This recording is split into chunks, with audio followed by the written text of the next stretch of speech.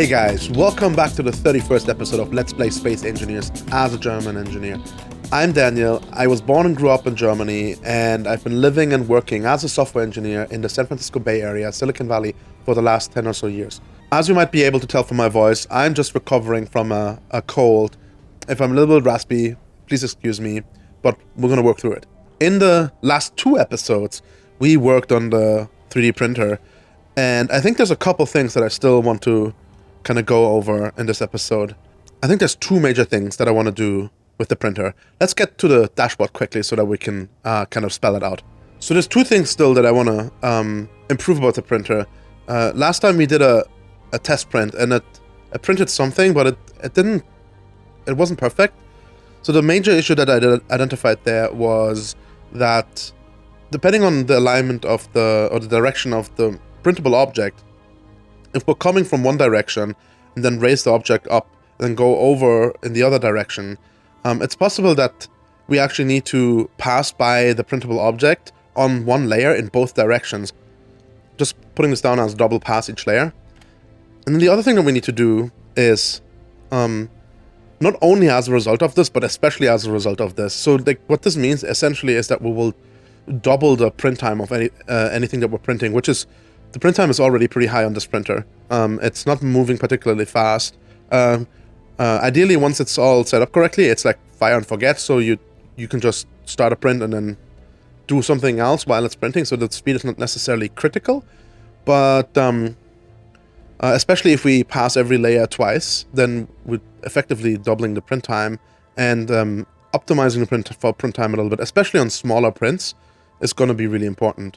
The other thing is I want to have a mechanism that allows us to kind of detect when the surface of the projection, so to say, the projection, when it moved out of the printable space. I don't know if that makes sense. I'm going to put here subject detection, so that the subject of the print, right? Subject detection. And then early return. Because that's the idea. We're detecting the subject of the print, and once the subject moves out of the welder area, essentially where it can be welded up, like, then we should return. We shouldn't go all the way to the other side. Let me show you on the printer. So right now the printer, on every pass that it will do on the horizontal axis, it'll start all the way over here at one end, right? And will move all the way over to the other end. And when it reaches the other end, it will come back. But that doesn't make sense. Like, you see all this travel space that the subject of the print has up until it actually reaches these welders. That travel time we can save ourselves if we just, if the subject passes the welders, once the subject's completely beyond the welders, we should just stop and return immediately. And then in the other way as well. Like, if we reach this point over here when the subject has passed the welders in the other direction, we should stop and return. And obviously, we should pass twice on one layer and then raise the print. So I want to build a detector basically that allows us to detect the print and then respond to that detector. So those are the two main things that I want to change about the printer. And I think I want to start with the allowing it to do two passes on the same level before it raises. Not only do I think it's going to be a little bit more straightforward, but also if we do the subject detection first, then we'll kind of need to shoehorn the other thing on top of that later. So the way that to change the printer to allow for the back and forth, right now we have these blocks here. What are their names? Printer horizontal carriage return timer block. And essentially what happens is when this carriage arrives at the end, the sensor will detect that the carriage has arrived by no longer detecting it as a independent grid when it merges, right? So the sensor will lose track of this carriage. I can show this here. So here you can see this when it stops detecting something, it'll fire the printer vertical resume timer block. It will trigger that, which is a timer block over here. Actually, that might be the timer block that's turned off right now. Yeah. You can see printer vertical resume time block. And what the vertical resume time block will do is it will raise the printer frame up one half block height in the vertical axis. Right? And then once the sensor over here, right there, detects that it was raised by a half block, it'll fire, I think, this block here, printer vertical stop timer block. And this timer block will, among other things, stop the raising up of the... turn off the vertical rotors, will turn off the support piston. It will also trigger the printer horizontal carriage return timer block, which was the timer block that we looked at the very first over here. This one here. And they're currently both turned off because the printer is in a turned off state. That's part of the cancel timer block. When you cancel a print, it will turn off these timer blocks to prevent the printer from continuing to print, essentially. So right now, basically this sensor over here and the sensor on the other side, each will do the same, trigger the same kind of sequence of events, right? So carriage arrives, merges, sensor will lose track, will fire the raise it up timer block. That raise it up timer block will start raising it up. Then the sensor over here will detect it was raised up by half a block and then will trigger the carriage return timer block, which will then send the carriage off in the other direction. But what we want to happen instead is, when we don't want it to raise it up every time, we only want it to raise it up every other time, right? So we'll want the carriage to arrive, and then if we're on an odd number of runs, we want it to just return immediately. And if we're on an even number of runs, and whatever that means specifically in detail, however we do that check or determine that, we want it to raise up and then return. So I think the raise up mechanism, right, shouldn't change, because we still, like, every time after we raised up, we will still want it to return. But what I think we need to change are these sensors, what these sensors do, right? Because we want these sensors sometimes to raise it up and send it back, and sometimes we want it to send it back immediately. And so there's two ways, I think, how this can be done. And what we could do is we could just hard code one sensor to always send it back, and hard code the other sensor to raise it up and send it back. And that would be pretty straightforward to do. Literally, I think we just needed to change one of these sensors to point to this timer block here directly instead of to the raise up timer block. But I don't like that solution, because that will require us to have the printer in a specific position. Like, this printhead needs to be either on this side or this side, depending on how we set up the sensors when we start the print. If we don't have that, it will only do one pass on the first run, right? Like, if we set this timer block up to just send it back, and that timer block over there to raise it up and then send it back, if we start the printer in this position here, then on its first run, it will run over there, and once it reaches over there, it will raise it up and send it back, which at that point, it will only have done one pass. So I think instead what I want to do is I want to have this more set up in a way that, regardless of on which position we start this, it will always first send it back and then raise it up and send it back, right? So basically, I want to have these two sensors still point to the same chain of events, so they will do the same thing, but with some timer block trickery, I think we can get it to basically toggle between two different behaviors on every run, right? So the way to do this, I think, is first we'll have another timer block.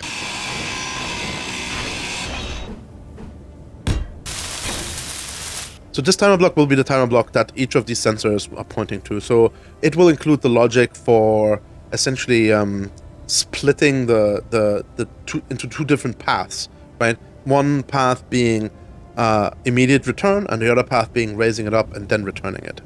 I think the way that we want to do this is by enabling and disabling these timer blocks. So while a timer block is turned off, calling trigger now on it will not actually do anything.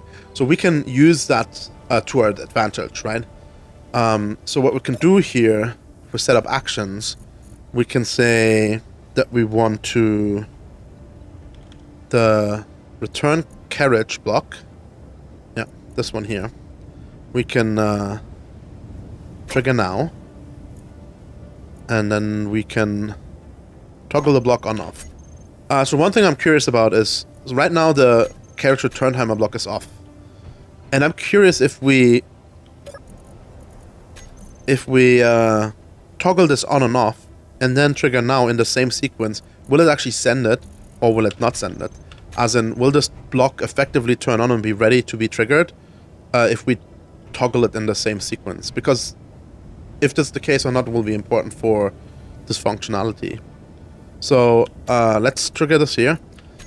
Just to be clear, since we're toggling it on off, it should turn to green, and then we're triggering now it, so it should send off the carriage. So depending on if this works, doing these two operations in the same sequence or not, this will leave its bay here and travel over to the other side or not.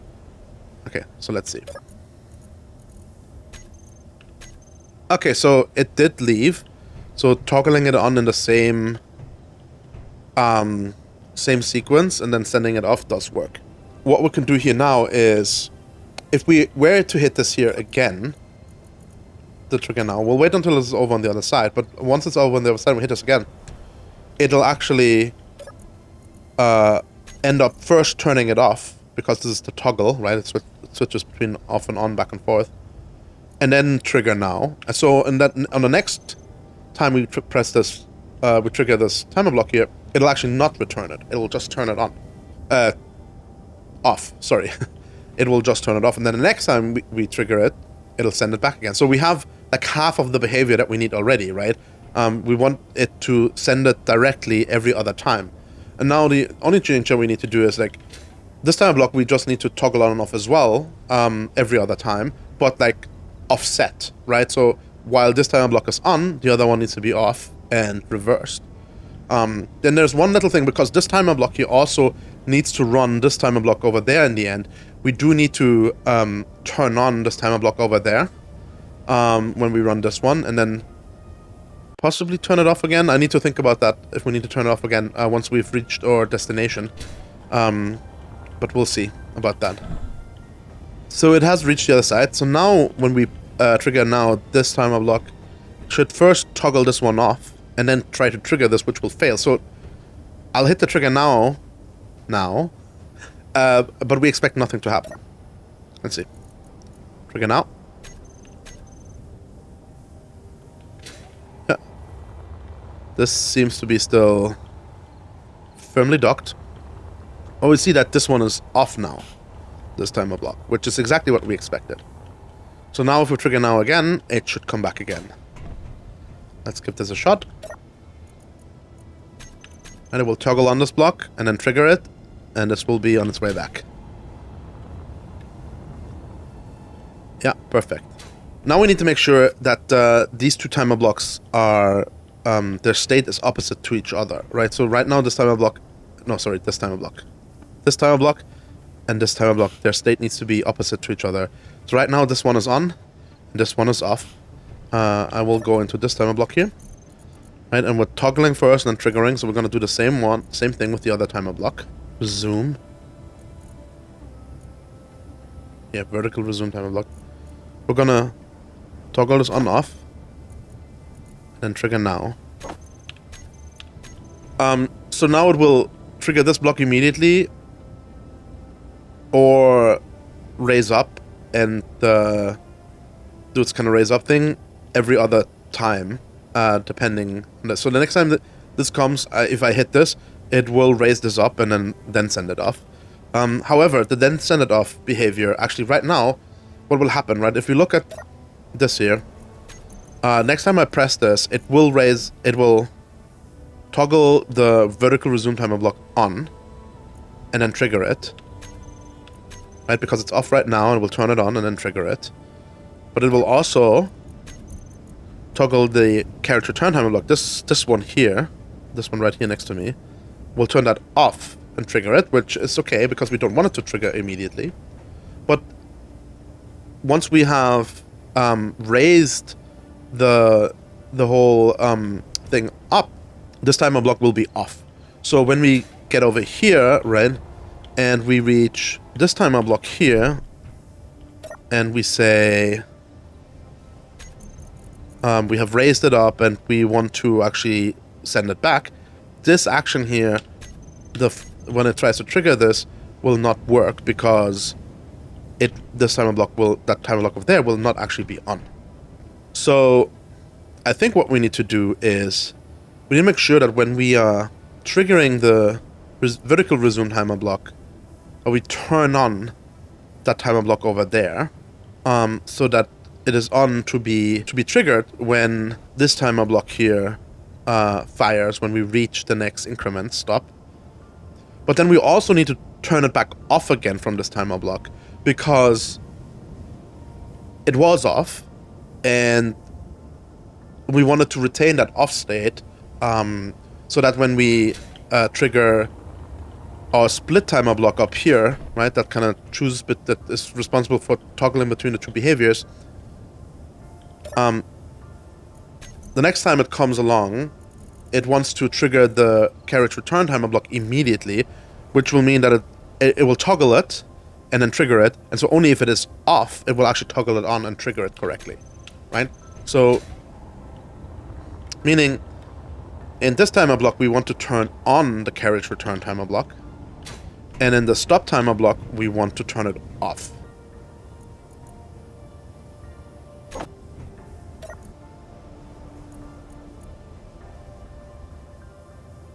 Okay, so now when I trigger this, what should happen is it should not send it back immediately because triggering is will first turn off this timer block, then trigger it, which will fail or like not do anything, and it will turn on the timer block over there, which is currently off, as you can see, and trigger that. So it will raise the carriage up the vertical axis, and then turn on this timer block, which was just turned off by this here. And when it turns on this timer block, it will then trigger it once it has reached its destination and then send it back. So it should raise and send it back. So let's see if that works. Trigger now. Yeah, I'm pretty sure we're raising. We reached it, and there we go. It sent it off. Perfect. I think everything worked exactly like we wanted it. So once it reaches this over here now, if we hit that button again, it will just return it immediately without raising. And the good thing of how this is set up now is that it doesn't matter on which side the carriage is, as long as... But the only thing that matters is if this block and this block are on or off. So we can... and this is also one thing that we still need to do, by the way. We need to make sure that at the start of the print, they are in the right configuration. So we actually need to go to the start print timer block over here. Oh, well, this...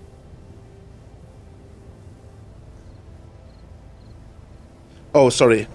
Yes. Okay, I know what happened. The reason that this just lifted up is because this carriage return timer block is on right now, and the sensors are still triggering this carriage return timer block immediately. So let's, while this is rolling back, this is actually going to be a good demonstration. Let's change these sensors to fire this timer block, and we'll give this a name quickly.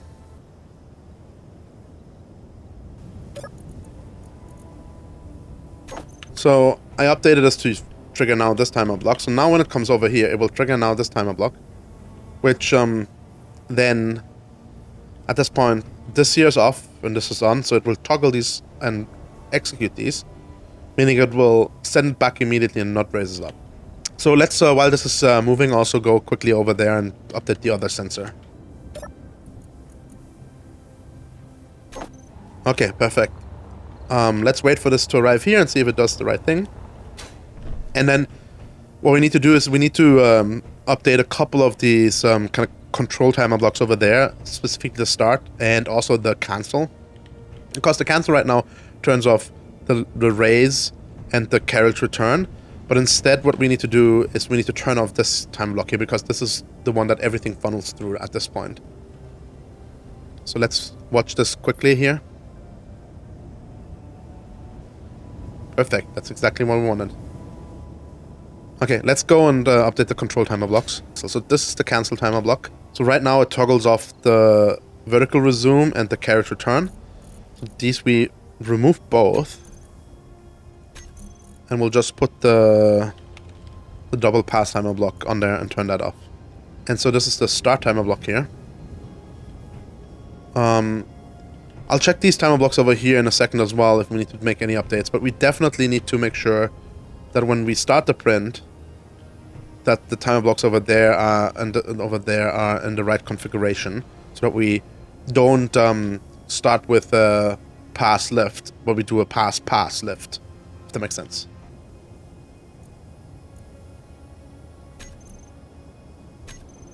I just realized there's a little bit of a tricky thing going on here. So the way that we want to start the print, actually, yeah. So like we want to have this timer block be on, this timer block be off. But we also want to trigger this timer block. So we'll need to see if this is actually possible. If I can do trigger now and then turn it off in the same action. Because we want it to, when it reaches that spot over there, to then run this one, which will turn this on and trigger it again. So we go there and back again, and then we raise it up. In here, right, the setup actions, we're gonna do...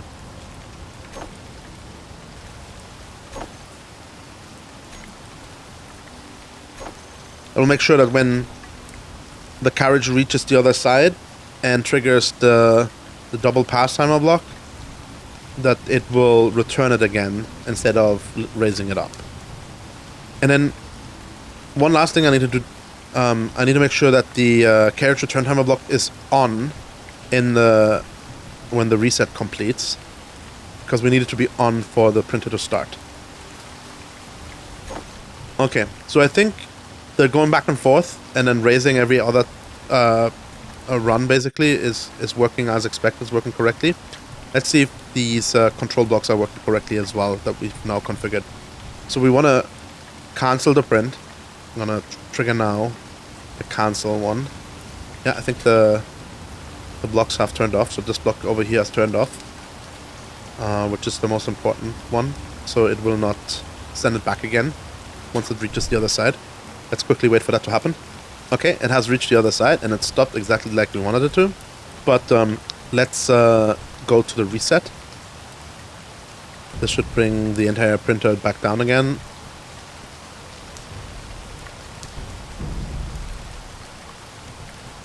And we need to, yeah. So we can't just do that with the print still attached. Like a partially completed print. So I'm going to remove this here just so that we don't have any problem with slamming it into the print head over there.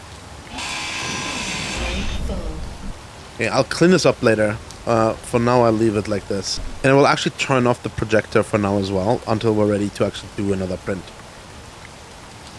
So now that we're reset, we should be able to start again. And what should happen, it should come over and then reach over there and send it back again, and then raise it up and send it over and send it back again and raise it up. Let's see if that works as expected. Printer start timer block, trigger now. It does not work as expected. Okay, let's cancel again. I don't know why we raised up so much. We shouldn't have raised up at all, but like I also don't understand how we raised up so much. Let's lower it down. Okay, this has reached the other side. It is docked. Okay, let's quickly check the state of the timer block. So this one is still off. This one is on. And this one is off. Let's look at the start timer block, what it actually does. Because, yeah, last time it raised it up immediately, which is not what we want. So, what do we have here? Printer horizontal, carriage return timer block, trigger now. And then toggle off. Carriage return timer block. But toggle this one on. And we also need to turn on the double pass timer block. So now we should be able to start it. Let's see if it goes up again. It does go up. Oh wait, it's the piston. I think the reason why we are raising up after the reset and start is because the piston is still on lift, which it probably shouldn't be. It should be turned on to lift on this one here. Yeah. Support piston retract and toggle block on. Oh, I think the problem is that we, in the actual start, we will turn it on. Piston retract, toggle block on. So I don't think we want to do this. We want the vertical lift to deal with that. Okay, this should fix it. First, let's cancel now.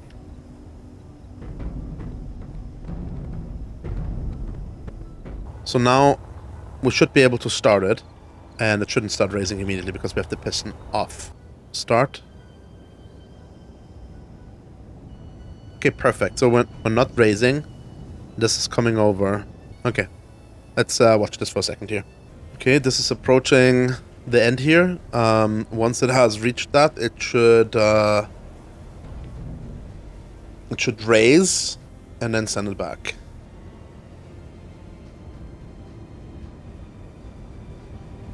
Wait, no, that was incorrect. What it did was correct. Yes. We started over here. So now we return back on the same layer, and that should raise it over here. My bad. Okay, so we're almost arrived here at the other side. This time it should, when it reaches it, it should raise up and then return. Raise. Return. Perfect. Look at that. Okay, so let's cancel this here again. I'll make it complete and then stop over there. So I think this is good. We have the going back and forth twice on each layer now, or going back and forth once. The other thing that I wanted to add is the early return or subject detection, right? Or I guess a combination of both. One is the subject detection, and then an early return based on the subject detection. There's two major problems that we need to solve for this to work. The first one is just generally the subject detection. We need to be able to detect when the grid that is attached to the rotor down here that that is the projector and the rest of that the grid being printed, the subject, when it leaves the area of these welders, right? So basically, as long as this part of as long as the print is still within the range of the welders, we want it to continue to move forward. But as soon as it leaves the range of the welders, we want it to kind of stop and return, right? Or if not, or raise and return, depending on at which stage of the whole process it is. And these are two independent problems to solve, right? Like detecting the subject and then doing the return. And in fact, the return is actually a little bit more complicated than the detection. So the detection is actually pretty straightforward. All we need is a sensor somewhere here in the center that has a quite large area and protrudes upwards. And that area is basically roughly the welding range of these welders. That's roughly what we want it to be. Because as soon as the subject exits the welding range of the welders, we want to trigger the return. However, we'll talk about the sensor a little bit more in just a second. But the other problem is actually the return. And the reason why the return is a problem is right now we can do the return easily because we merge these blocks. And at that point, we can control these rotors from the timer blocks on the vertical grid. However, as long as the horizontal grid, like the kind of like crawler that crawls across here, the carriage that crawls across here, is detached, we can't control these rotors from this grid, right? So right now, the carriage return timer block this here will reverse these rotors, and it can because it's connected here through these merge blocks. But we can't do that when it's in the middle of passing over there. So when I talked about this in one of the previous episodes, that we cannot communicate between these two grids as long as they are not merged. And I believed that to be true at the time, but I actually came up with a rather simplistic but functioning, but also kind of hacky and not great, but working way to communicate with these two. And it's pretty obvious once you're kind of like, you think about it. But you can use a sensor that is attached on the carriage and have some kind of mechanism on the vertical grid that you can control to interfere with that sensor or not. Specifically, for example, you can use a rotor or a piston to move something into the space of that sensor, right? And so you can be like, when for example, when the piston is extended, the sensor will detect it, and if the piston is retracted, the sensor will not detect it, right? You can set something up like that. And so you can have like basically a physical extension of the vertical grid interact with the sensor that lives on the horizontal grid, and that way you can send information from the vertical grid to the horizontal grid. From the very edge of that side to the center is a little bit more than 50 meters. So what we'd need to do basically, I think, is put a piston in the center that extends all the way over here, then have a sensor on basically this block right there that tries to detect this piston. But since this is from all the way over here to over here, it's just a little bit more than 50 meters, we actually need to have kind of some kind of wings, so to say, on the piston that kind of extends the size of its head so it can reach a little bit to the left and to the right. But yeah, with that setup, we should then be able to configure timer blocks in a way that we can do an early return, right?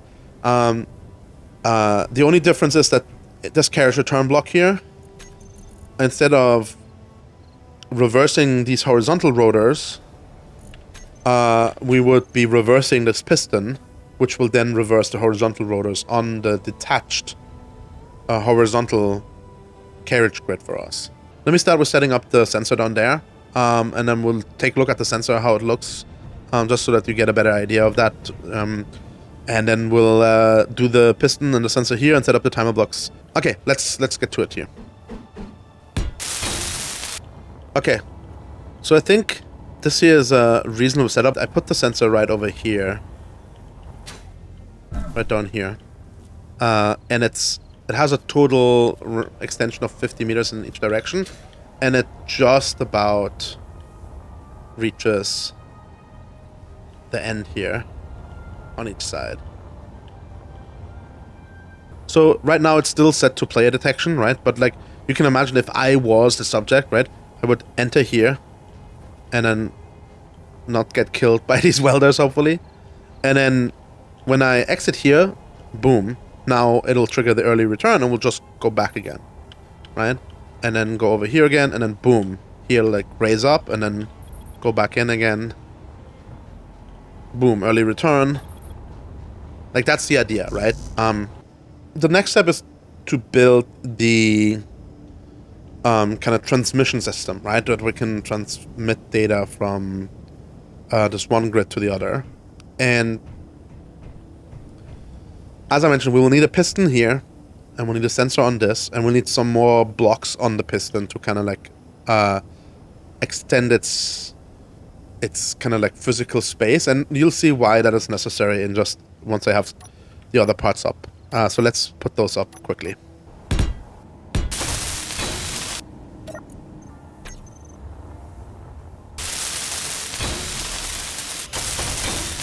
Okay, this is roughly the size of the detection window. Like, you can see how it protrudes all the way over there and all the way over here, or up to here. So there's 50 meters in each direction. But you can see that because of the size of the grid, right, the size of the printer, even if we extended this piston all the way, reverse, it'll not quite intersect with the detection window. We'll need to stop it here. And you can see it, like, it can't quite intersect with this. There's gonna be some space, but we don't ever want this to leave the detection area of the piston. So what we will do is we'll just add a couple blocks. Now it intersects, so now it would be able to detect it, right, by just adding these couple blocks here. Let's set up the sensor to detect the piston correctly. Oh yeah, so right now right now it's docked, and so it considers itself to be a part of this entire setup. So we actually, to configure it correctly, we want to detach it. And now let's stop the rotors. Okay.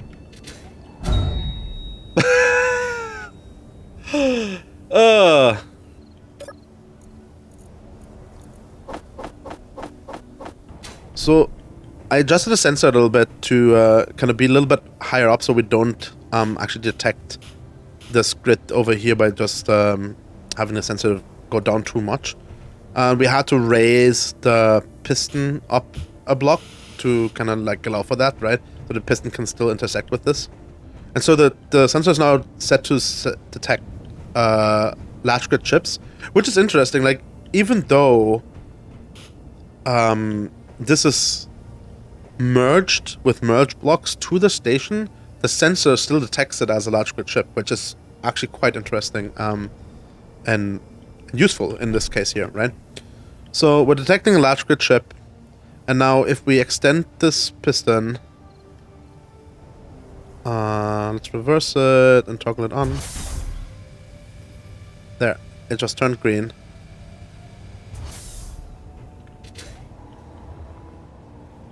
Right, and so now if we set the right extend values, so let's get it, let's reverse it and then turn it on, and just as it turns off, we'll stop it. There we go. And now it's like 7.15 meters. So let's set that as the minimum distance.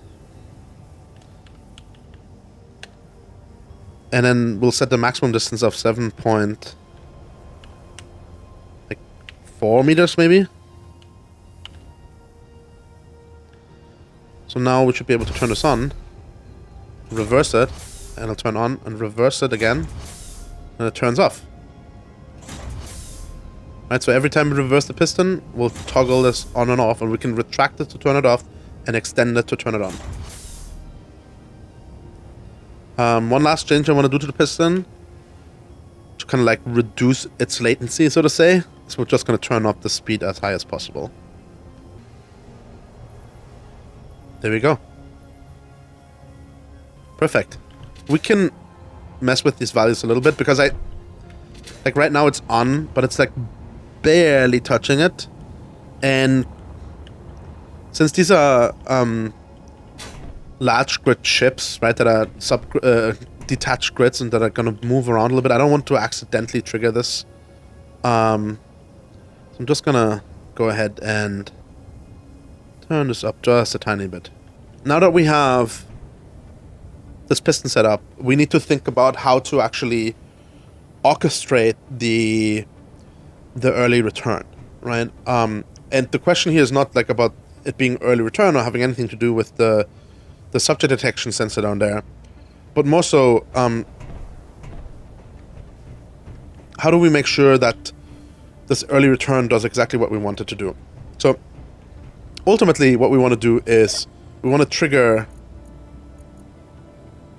this block here, right, that is responsible for the return orchestration while this thing is docked. But if it's not docked, we want it to do the quote-unquote right thing. So right now, the this will do a bunch of things, but ultimately it will use this block here to do the carriage return. And I think what we might need to do is figure out how we can get the piston worked into this timer block here, such that it can do the, like, reverse the direction of the rotors even if it's not docked, but still do the right thing when it is docked. It's possible that when we dock that the detection of the piston starts failing because they're on the same grid at that point, right? So let's quickly see actually what happens. Let's make sure that we're detecting it, and then let's complete the run here and see if when we dock over there what happens with this sensor if this stops detecting the piston. My guess is we may need to set it to also allow to detect station subgrids, but I'm not entirely sure. If it continues detecting this piston even after merging, then that actually makes our life a little bit easier, I believe. Yeah, I believe it is docked, and it appears to still be detecting the piston, right? This is still green? Yeah, it's still green. It's sometimes hard to see. So let's reverse the piston and see if it stops detecting it now. Yeah, so I think here's how we can do this. So we will have a timer block that we will funnel the early return commands through. So basically, the sensor down there, when it detects something leaving its detection area, it will trigger that timer block. It'll be the early return timer block. That timer block will trigger the this timer block here, the double pass timer block, and will also, knowing that we will need to do like an additional carriage return action here on these wheels, reverse these wheels, trigger this piston, reverse this piston. So far so good. But now when the carriage actually enters the detection range of these pistons here, I will add an additional, I don't even think we need a quote-unquote timer block for that. I actually think the only action that would be in that timer block would be to disable the early return timer block. Right, so like basically when this carriage has come so far over here that this sensor detects it, then we don't need to do an early return anymore. We'll just let it complete and dock. And disabling the early return timer block will make sure that even if we kind of like lose track of the subject in the process of docking, or like on the last kind of like centimeter or whatever, that the early return and the docking maneuver do not conflict with each other. So I think that's what we're gonna do. That should be pretty straightforward. So I'll just add one more timer block here for the early return, and then I'll disable the early return timer block in these sensors. And the only thing that we still need to do is like we need to re-enable the early return timer block, probably when the carriage leaves the bay here, right? So as part of the actions that these run right now, and the action is the print to horizontal carriage return double task timer block. So this one, we'll just add to enable the early return timer block into this here. Though I'm thinking right now, we might want to not add it to this one, but to the carriage return. And the reason is, there's actually two good reasons to add it to the carriage return, enabling the early return timer block. The early pass timer block might not actually, not the early time, the double pass timer block might not actually do a carriage return. It might actually lift the vertical axis, and lifting the vertical axis can also cause us to exit the detection area. But in that case, we don't actually want it to like do an early return, right? That doesn't make sense. Also, right now, on the very first pass, like when we start the print, we're at the very bottom and we start the print, right, using the start timer block over here, we actually don't use the double pass timer block here. We actually use the carriage return timer block to start the first pass. And we do want the early return timer block to be active on the first pass, right? We don't want it to always complete one entire first pass. Like we want it to, once it has passed the printing area, to immediately return. So I think I'll turn on the early pass timer block in the carriage return. I think that makes more sense. Okay, let's add the timer block.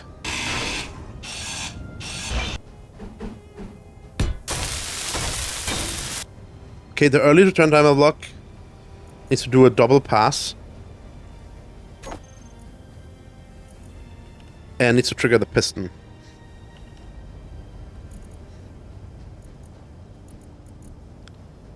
And it triggers the piston by doing a reverse.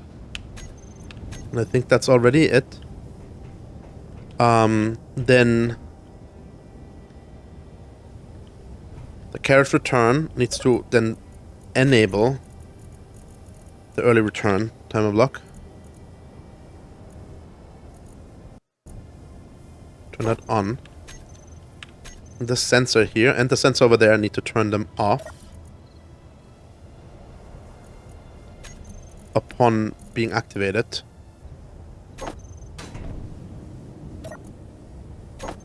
So I think now we only need to set up this sensor here to reverse the rotors. So I think, if I'm not mistaken, if I now trigger the early return, it should do a proper early return and everything else should continue working. Let's just do a carriage return quickly. And then we'll just trigger the early return. So right now, this block is off and this one over there is on. Oh wait, actually, if I should turn this block on and should turn this one off. If I do an early return now, it should just send it back to the docking station without lifting it. But once it reaches the docking station, it should lift it up and then send it back again. So let's try that. Trigger now. There we go. So it sent it back. The piston has retracted and it's sending this back. This sensor and this merge block are off, which is important because this sensor over here and this merge block over here are now on. So it can actually detect it when it arrives. When it actually comes in detection radius, it should turn off the early return block here. So let's see if this works. Let's keep it in the corner of our eye as it approaches over there. And that should then cause it to do a vertical lift before it returns again. Okay, it turned off. That's perfect. It docked and it does a vertical lift. And it's back on again and it's returning again. Perfect. This is awesome. This is exactly what we needed. And now the only thing that is left is to hook up the sensor down there with the early return. So let's quickly do this.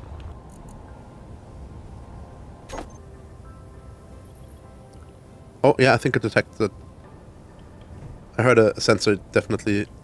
So once this leaves the detection area, it should do the early return. And since it just lifted, it should just be going straight back. And then when it reaches that point over there, it should do an early return again, which should be a lift. There we go. Exactly what I expect. So now when it ends, reaches that point over there, it should do a lift. Nice. There's one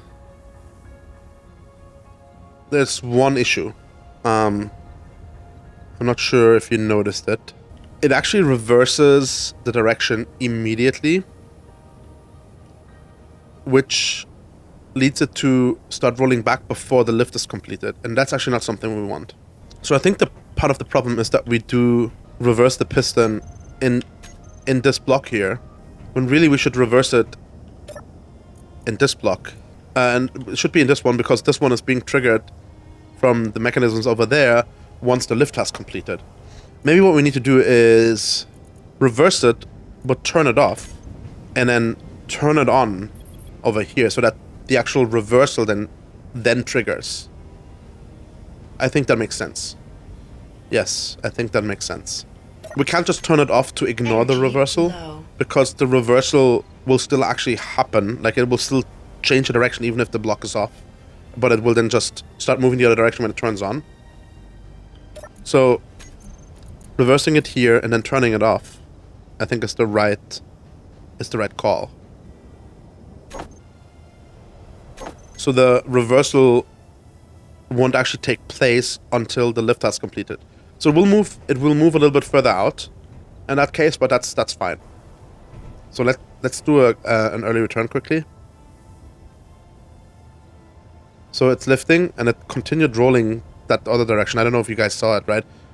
For the duration of its lift, which is exactly what we wanted. So that's great. That's perfect.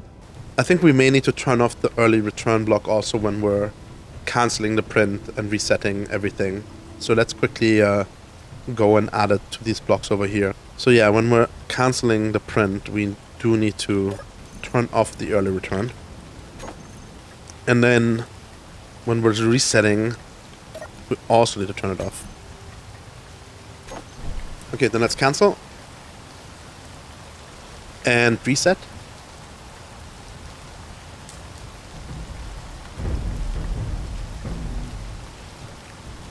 And then I think we are ready to do an actual test sprint. Okay, let's set up the projector. Okay, I think this will work. Let's give it a shot.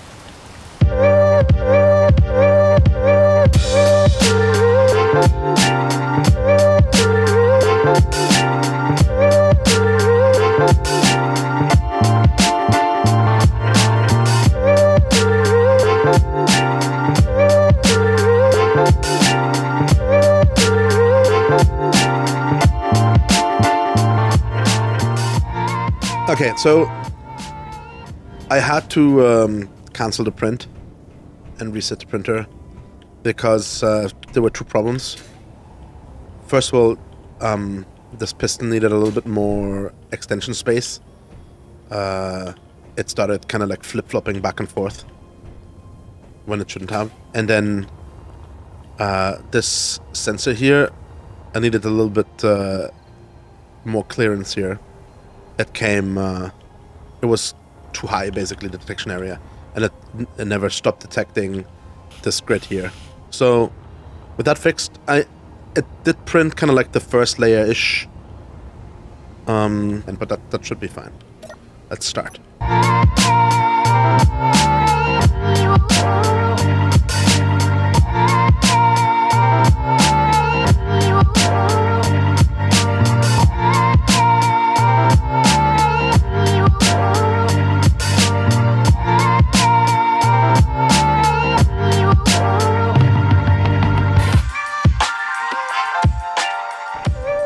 Okay, so I'll have to restart the print once more. I did a little bit more adjustments on this piston because it continued to kind of flip-flop in some situations. And then I added some grates on top of here because some blocks did start to weld up inside of the area down here. And I hope that these grates will make sure that this won't happen. That blocks really only weld up on top, like outside of the welder head area. And if that works, then I will put them down everywhere here. For now, I just put them on the. Actually, I think I need a couple more over here. I'll put some more down here, but basically, yeah, I just put them down in the center area for now. Let me put those down quickly. Okay, that should be enough. Let's start it.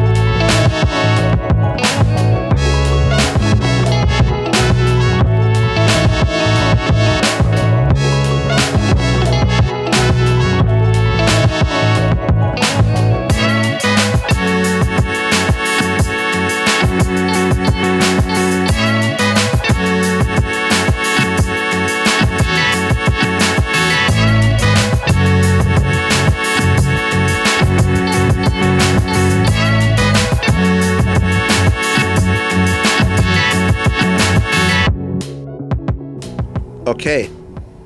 So...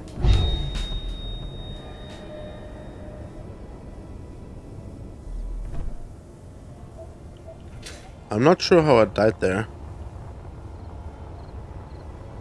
Can I not land on this safely? Okay. I have no clue what's going on there, but clearly I cannot land on this.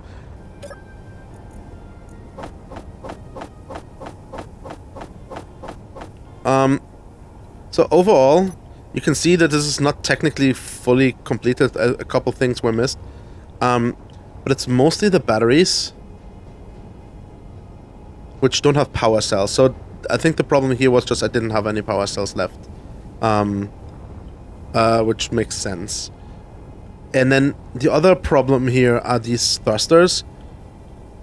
However, these thrusters... The problem here is that these thrusters, they just don't have anywhere where they can attach, I believe. The only place they can attach to is this cargo container. Like if I were to remove the battery and the cargo container, they would probably fall off, is my guess. And so this is like a design flaw, essentially. I need to have some blocks where they can attach to that is not just the cargo container, because the cargo container can only be welded up once it has cleared the bottom, basically, of the cargo container. But yeah, so overall this is awesome. The only problem is if I wanted to detach this, I need to get these batteries welded up. So let me quickly do that. And yeah, I think these here might have, the gyro and this ore detector might have a similar problem with this battery needing to be welded up for them to attach. And yeah, but I'm overall I'm very happy. This was a pretty clean print, and except for a couple of items, no, except for not having the battery cells and a couple of items that it can't really weld up well because of design flaws in the design itself. I think that is, I'm pretty happy with this. So let's grab some battery cells here.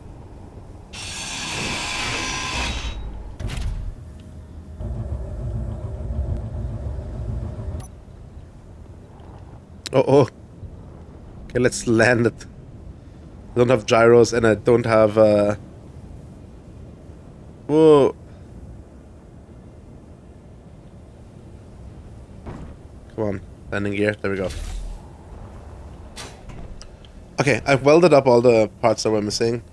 Gyros, the thrusters, and the batteries. And let's see. I think it's flying exactly as expected.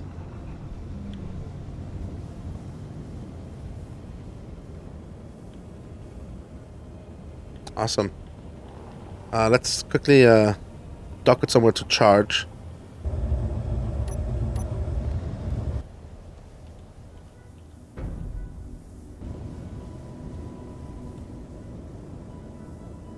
Here we go. Ladies and gentlemen, we have implemented double pass and the subject detection, and we are now officially done with our 3D printer. Next episode, we will finally get to move the MMR to the new location. I'm super excited for that. It took a long while. So, but until then, thanks a lot for watching. If you enjoyed this video, please make sure to give it a thumbs up. And if you want to see more like this, make sure to subscribe. I upload Space Engineers videos twice a week, and there's lots of other stuff to explore on the channel. And if you know other people that might enjoy this type of video, please share it with them. It's the best way to help the channel grow. Thanks a lot for watching, and see you guys next time. Bye.